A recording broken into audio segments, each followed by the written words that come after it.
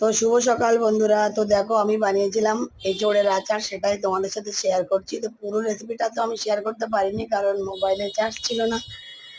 তো দেখো এঁচোড়টাকে আমি হালকা করে সেদ্ধ করে আচারটা বানাচ্ছি।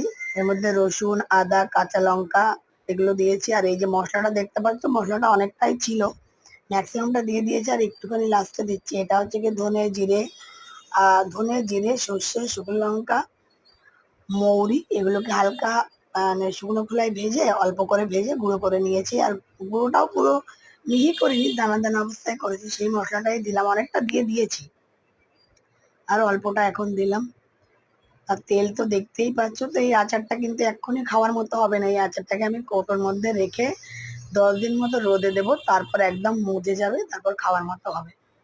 এর মধ্যে কিন্তু ভিনিগারও দেওয়া আছে। তো আর এঁচোড়ের আচারটা না রুটি পরোটা বা ডাল ভাতের সাথে খেতে খুব ভালো লাগে। তো আমার এই রেসিপিটা কার কার ভালো লেগেছে অবশ্যই কমেন্ট করে বলো। আর যারা আমাকে বন্ধু করনি, বন্ধু করে নিও।